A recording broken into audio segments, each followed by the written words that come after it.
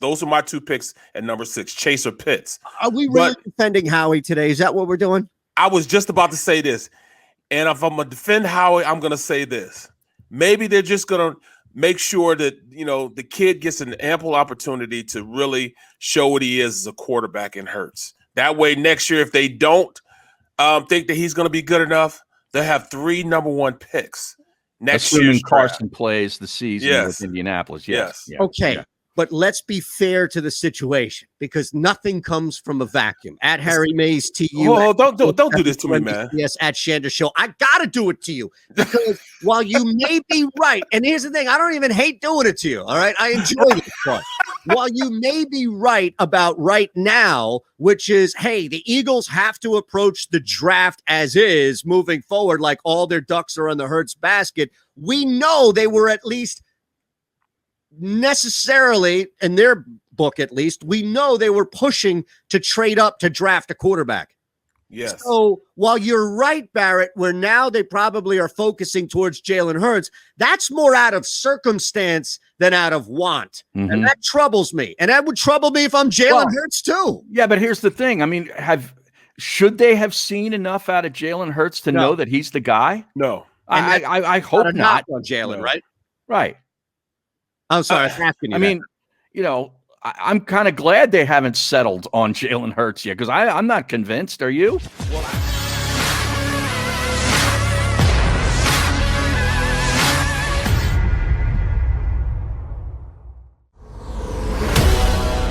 Live. And look, the Hungry Python got in early, so you need to get in early too.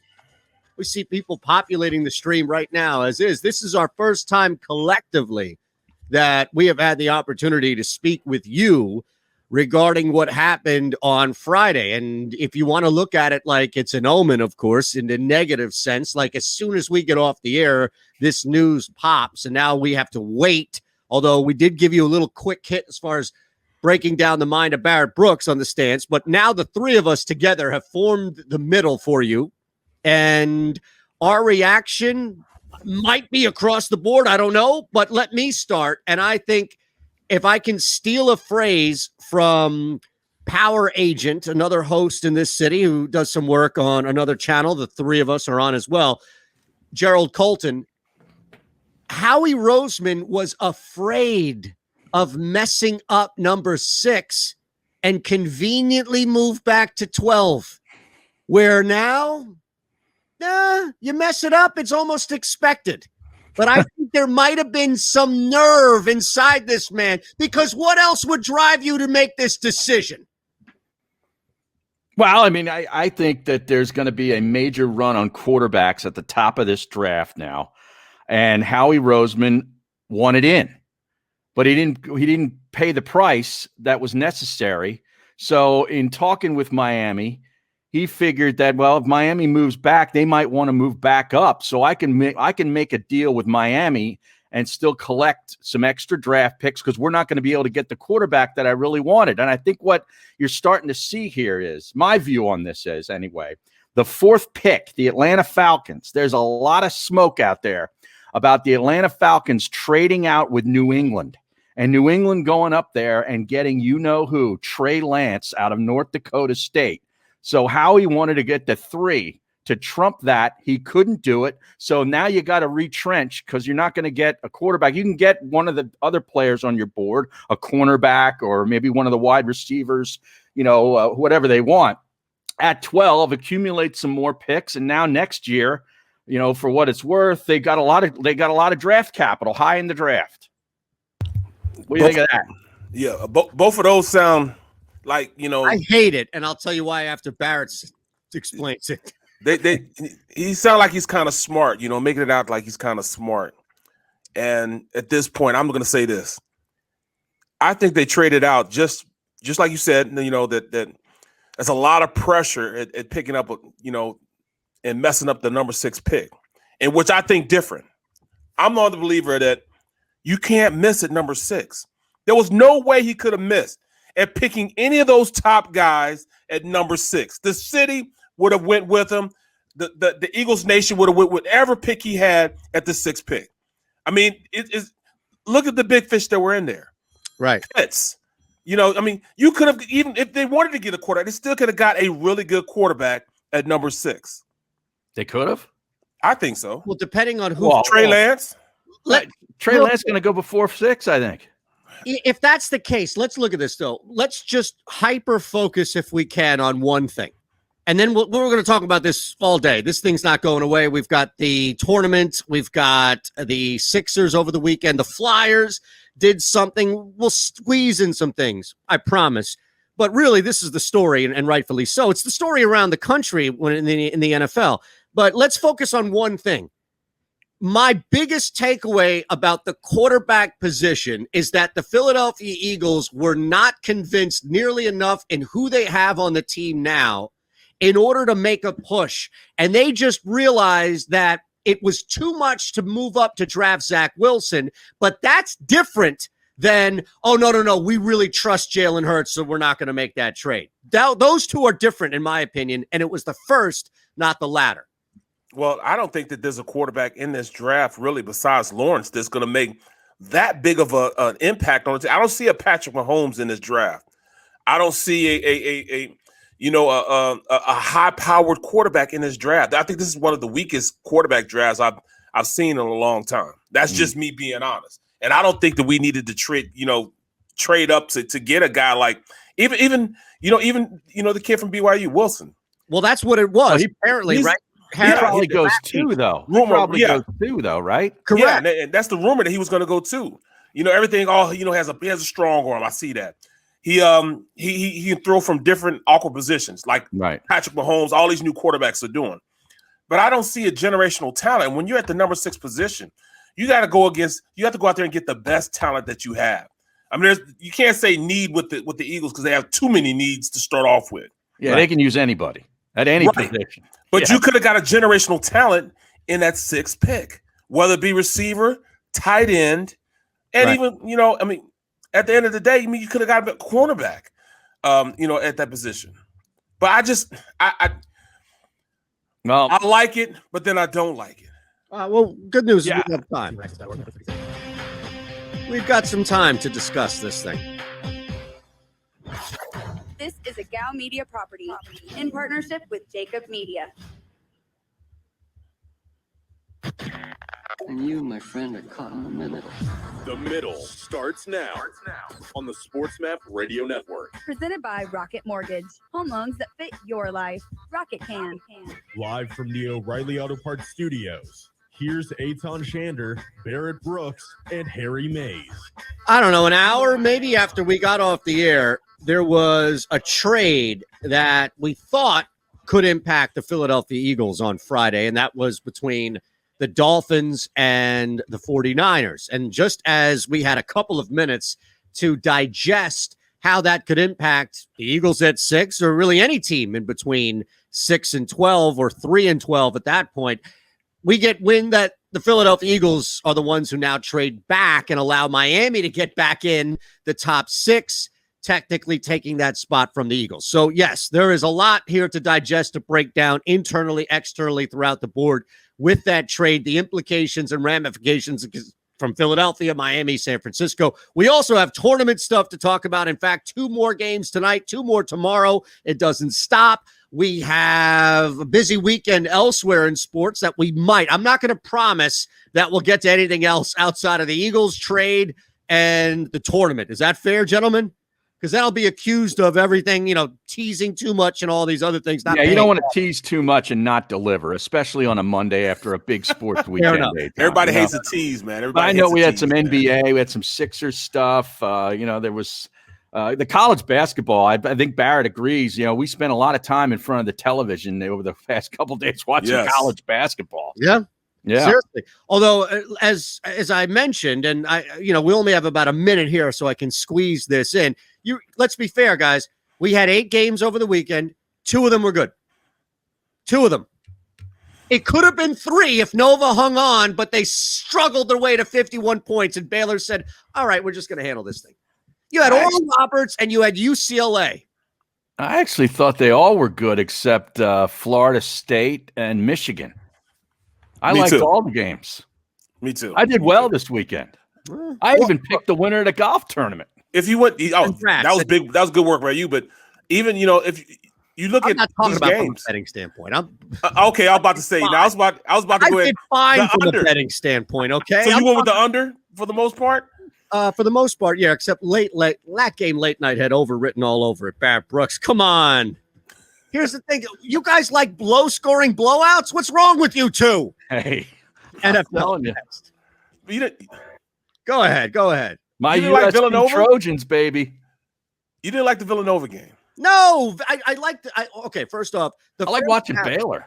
Baylor stunk the first half. They couldn't hit Yeah, the side. no. They were playing defense. I like Gonzaga too, man. That team Yeah. can play. Well, look, Gonzaga is fun to watch, but they're crushing teams. It's not even fun. Like That's they're what you're supposed to do. Loyola. What happened to Sister Jean? Oh, Sister Jean. Hey, Oh, I'll tell Tickety you, bitty, man. right? Oh, they Yeah. rolled around, Sister Jean. You gotta lose this whole thing. Oregon State, baby. I hope Sister Jean survives to see another run in the tournament. Me too, man. I hope Me she, too. I don't know if Porter Moser's going to stick around or whatever, but man, 101, Yeah. wouldn't that be cool? She's still cranking at 103 and they come back in the tournament in 2 years. Yeah. and She's they're- pretty sharp still too now. She's very sharp. She's Yeah. sharper than any of us. Right. Man, if she's still at these tournaments, I'll still be betting the unders on Loyola games. They are awful, just awful to watch a team limp their way to 60 points. How about Syracuse, right? As Yeah. soon as I started looking around, I told you. 60,000 tickets, 90% of the money on it. I hammered the under. As soon as I saw that, I knew, all right, Syracuse is going to lose and they're not going to score. So I stayed away from – but it just felt we picked Houston on Friday night. I took Houston. Yeah. Props and locks, yeah, because of that. Because it was the public, man. Yeah, they were all over them. Oh, and they And- ruined it. Because at the start of the week, it was the perfect play. You got them at like 235, and then they ruined it. These casuals came in and started to ruin the damn thing for us. The casuals ruin everything. It's crazy. I Yes. used to be one. Now I'm somewhere, I'm just non-casual. All right. Now, How about this Oregon State team too, man? Right.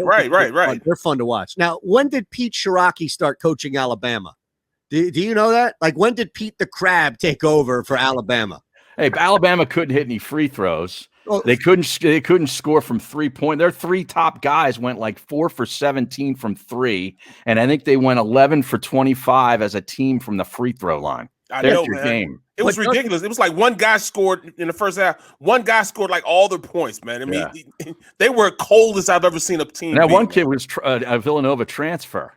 Yeah. Oh, was he? Yeah. But do you see the resemblance between the two? The Alabama coach and Pete. Am I going to have to pull the two up? You know who Pete I'll the pull him Crab up. is. Yeah. I mean, I know They who look he is. alike. They look identical. Yeah. Doesn't he Yeah. do? He does. I'm sorry, man, but you can't be crying on the sidelines when you lost a game. It's what you want to cry because you gave it your all and that team kicked your ass. Well, That's I fine. needed that overtime too to hit the over. Me too. You're 147, right? Yes. It's like 46 seconds left in overtime. It hits. Yes. I'm gonna text you that. Oh, I was going out of my mind. Wait, I'm doing it right now just so you can see it. So you can This see. Oh, I is did The text it Middle to you. on the Sports Map Radio Network. Presented by Rocket Mortgage. Live from the O'Reilly Auto Parts Studios. Here's Eitan Shander, Barrett Brooks, and Harry Mays. What a night when you look at, especially this game right here. And that's it. This unlikely run. Actually, I'm sorry. We should talk about the Eagles first. That trade is more important. But Harry and I had a good night with that overtime. We needed it, right? Yes, Well, sir. I mean, look at my Arkansas team. I mean, it's like the third or fourth game in a row that they've won by a last second shot, Yeah. bro. I tell they're you, just Oral squeaking Roberts, by. man. That was the game on Saturday. That was the one game unless you were just enjoying Sister Jean getting pummeled into the ground or Baylor waking up in the second half and actually hitting a shot. Like, that was the game on Saturday. It was a tight game. It was an awesome game. And then last night, UCLA was electric. Well, Gonzaga, Michigan, USC, they just beat up on teams. Right, but I mean, you look at Baylor, man. I think Nova just went out there with a game plan and was working in the first half, playing great defense. I mean, they did this. They out muscled that Baylor team. For Villanova has nothing to be ashamed of. Nothing. Yeah. Look, I'm not saying that they should, Harry. I'm saying, first off, let's look at this though. Realistically, are you not surprised, both of you, that Baylor didn't come out and start pressing? They've got a 3-guard rotation as good as anybody in the country. Yeah, you're absolutely right about that. Laid that out perfectly on Friday on the show, and especially with how many turnovers they came out with. Apparently, Howie Roseman was listening because he wanted to wait until after the show to do this trade. He knew. He knew what would happen. I'm sorry. All right, let's just start over. Okay, let's start over. The Miami Dolphins just gamed the hell out of the Philadelphia Eagles. The Miami Dolphins realized that this is how you read a draft board, okay? You look and see there's going to be a run on a certain position. You either don't want that position or don't need that position. I know they don't necessarily have to be inclusive in that case. So you say, look, we can move back. What do? They identify around 6 or 7 where they can get their receiver. They can get their guy in Chase or somebody else. If it's Waddle, they can get somebody they can put on that team that they've identified as a top 6 or 7 player. So they move out of the top 10. Now they have some capital to move back in. All they need to do is find the patsy. They need to find the mark. The one idiot that's willing to give their, oh, yeah, sure, here's my money. I'll play 3-card Monty. The shell game, I could win that. Here you go, Miami. And he gave him the money. And now Howie Roseman's out, but he looks like a genius because he keeps stockpiling picks. If AJ Arcega-Whiteside 3 times over, what good is it? I know. Now, next year they could have 3 first-round picks, depending on Carson Wentz and how he does with Indianapolis. Their own, the Dolphins, and then eventually the Colts. You know, right now they got 2 firsts and 2 seconds for next year, but that doesn't do an Eagle fan much good this year when you started to think like, hey, let's give Jalen Hurts some weaponry. Let's get him that stud tight end, or let's get him that star wide receiver from LSU, and let's score some points and have some fun. Now you're going to be sitting back there at 12 and saying, yeah, we might get a good cornerback like the kid I got over my shoulder here, J.C. Horn out of South Carolina, that I did a little deep dive into this morning. And it's a good player in a position of need, but I don't know that that's going to fire up the fan base. Well, see, that's why I was saying I like it that we traded back because I'm going in a defensive direction in the draft now. I mean, I'm going with Micah Parsons. I don't think Surtain or Parsons are going to be there though at 12. I know it's wishful thinking. Barrett, Harry, what stream, Ron, everybody from SportsMap to phillyvoice.com/the middle, Mullen and anyone else out there who's listening and cares to pay attention. What's wrong with taking Micah Parsons or Patrick Surtain at 6 if you've identified that they're next level, as opposed to trading back and basically hoping that multiple people don't need these guys in front of you and basically looking at some big board, hoping that a Plinko game hits so you feel like a genius, as opposed to going out and being active. You guys can't tell me that somebody at 6 is going to be as good as somebody at 12 on a board ahead of time. Well, it's not that. I think this is an offensive draft if you really want to look at it. It's strong in offensive linemen, especially tackles. It's also strong, at the wide receiver position. So I think in the first 10 picks, if you're not a quarterback, a wide receiver, or maybe even that tight end, it's going to, it'll be kind of, hard for a team like the Eagles to really get a defensive player and get value at that point at number 6, without overvaluing that player.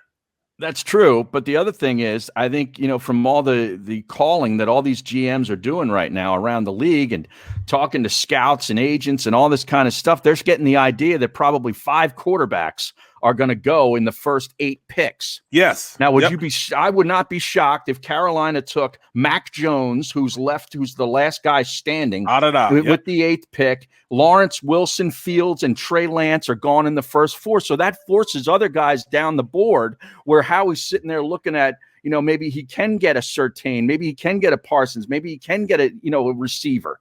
Waddle will probably be there from Alabama. I mean, with 5 quarterbacks in the first 12 picks, that only leaves 7 other positions. The offensive tackle's probably going to go to Cincinnati, right?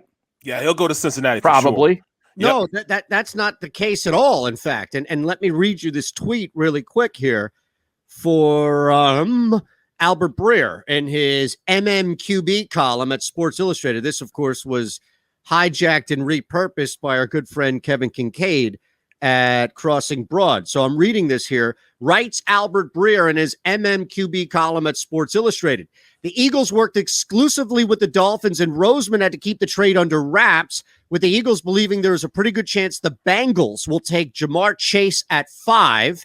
Philly felt comfortable with the difference in talent between 6 and 12, and also operated with the knowledge that it'd be hard to get a future first in exchange for moving down closer to the draft as opposed to now. Felt comfortable with the difference in talent between 6 and 12, coupled with, now look, it doesn't mean that Albert Breer is right and Harry is wrong.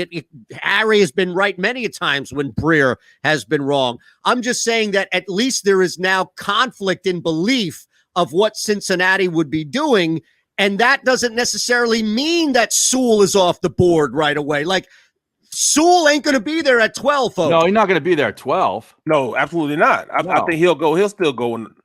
I mean, he'll go to either Cincinnati or Detroit. Cincinnati or Detroit, I would say. He won't last past 7. Okay. I still think he's going to Cincinnati. I don't think that they will not go get Chase when they at this point. They just drafted 2 good wide receivers already. They have a wide receiver. Well, 1 good wide receiver. They already have another wide receiver there they can deal with. And they have a quarterback. They need to protect him. That's why he was out last year. Their quarterback was out last year because they couldn't protect him. They have to get an offensive lineman. Hey, that's what you say, and that's what makes sense. The Cincinnati Bengals aren't just because they have one guy who looks like he can be stable. How many times have we seen this? Andrew Luck, all right? Grigson destroyed Andrew Luck, probably forced Andrew Luck to retire, both physically and mentally, right? Just because you have a piece doesn't necessarily mean it could fit. Now, to be fair, as much as I agree with you, Barrett, that they should draft Sewell, are you really hating it if you're Joe Burrow and you add another talented, dynamic player? But that even is the point. Like, let's say they do draft Sewell, they draft somebody to protect him. Then Jamar Chase is right there at 6, which goes back to what I said from the beginning, which is Miami gamed the Eagles knowing they could trade back and back in and still get their guy. And so Pitts would also be there. Yeah. But and that's what I was thinking. It was the Chase or Pitt. If we were at number 6, those are my 2 picks at number 6, Chase or Pitts. Are we really defending Howie today? Is that what we're doing? I was just about to say this. And if I'm going to defend Howie, I'm going to say this. Maybe they're just going to make sure that, the kid gets an ample opportunity to really show what he is as a quarterback in Hurts. That way, next year, if they don't think that he's going to be good enough, they'll have 3 number 1 picks. Next year, Carson plays the season with Indianapolis. Yes. Okay. But let's be fair to the situation, because nothing comes from a vacuum. At Harry Mays to you. Oh, don't do this to me, man. Yes, at Shander Show. I gotta do it to you, because while you may be right, and here's the thing, I don't even hate doing it to you. All right, I enjoy this part. While you may be right about right now, which is, hey, the Eagles have to approach the draft as is moving forward, like all their ducks are in the Hurts basket. We know they were at least necessarily, in their book at least, we know they were pushing to trade up to draft a quarterback. Yes. So while you're right, Barrett, where now they probably are focusing towards Jalen Hurts, that's more out of circumstance than out of want. And that troubles me. And that would trouble me if I'm Jalen Hurts too. Yeah, but here's the thing. I mean, should they have seen enough out of Jalen Hurts to know that he's the guy? No. I hope not. On Jalen, right? Right. I'm sorry. I was asking you. I mean, I'm kind of glad they haven't settled on Jalen Hurts yet, because I'm not convinced. Are you? Well, I haven't heard any word that they, you haven't heard anything out of the organization, with the exception of the owner saying they're going to get, some build around him, an opportunity, competition. But other than that, they have not said they have not anointed him the starting quarterback. They have not anointed him. You are the starter. What was the rap sheet tweet that we talked about on Friday? Harry, you brought it to our attention before Barrett and I did the hit, which you can find on the JAKIB Media YouTube page, right? Basically, it's set, and we talked about this, Barrett, in the context of our conversation, where Rappaport essentially says they were aggressively trying to get up and get Zach Wilson. And they either figured out that they didn't have enough ammunition to get to that position, or, as we kind of assumed, Joe Douglas gave him a little wink and said, look, man, he ain't falling past us. And that's exactly what it was. That's exactly what it was. Okay, but and this goes back to my vacuum point, right? Which is, you all start calling me Hoover, man. Like, think about it. It goes back to the point originally, which is they were not sold at all on Hurts to even say, give him the opportunity to fail. They weren't. If you're going to aggressively move up to draft a quarterback in this draft with Jalen Hurts on your roster, that's not, let's wait and give Jalen Hurts an opportunity this year. That's, we're not sold on Jalen Hurts. We need somebody else. Right. I mean, he still has it was a small serving size of what we saw in Jalen Hurts. And you can't really give him an accurate assessment of what he is, because he has some BS around him. A terrible offensive line. Nobody really, with the exception of those young guys, to go out there and really be receivers. So how skilled were they? How much of the offense could they really download to Hurts and those young guys in order to run an offense to show what he can really do? Yes. Barrett, that's my point, is you are making this solid, intelligent observation. You are looking at what's in front of you and saying there is no way in hell you can make an observation right or wrong about Jalen Hurts. Harry, is that kind of accurate to where you feel as well about Hurts last season? I haven't seen enough to know if he's a starting quarterback in the NFL. That's exactly it. Right. But I also don't think they wanted Carson Wentz to leave. No, I think that, but my point of it is that we all are in agreement, which is nobody has any idea who Jalen Hurts is. Right. But if you are making a move aggressively to try and go up and draft Zach Wilson, then you have made your decision on Jalen Hurts. And that's where my problem is with the Philadelphia Eagles, is how could they have seen anything out of Jalen Hurts to say, oh man, we need to go up and get Zach Wilson, unless they have made a decision that Jalen's not really our guy, but we'll roll with him for now. And that's exactly what they felt like with Carson Wentz for the last 2 years. They haven't learned a damn thing. I'm sorry. So you're saying Chris Greer duked us, the GM for the Dolphins, they duked us. You really believe in that? Yeah, absolutely. I tend to say that, I can't really make that assessment right now. No. I don't know if he's got, does he have the capacity to go out there and really make a great evaluation to help this team going forward at the number 12 pick? I was confident in the number 6 pick with him. I was confident because it's hard to miss at number 6. Right. But it gets a whole lot harder at number 12 when you have to evaluate talent you have. I mean, there might be the 2 wide receivers from Alabama sitting there right there also. Yeah, Devontae Smith and Waddle. And Jalen Waddle. So they might be sitting there. Do you pick those guys up? I want to go defense now. I mean, Waddle's the better prospect. It's fast, speed, explosive. Yeah. I mean, he's like the cheetah in Kansas City. Yeah.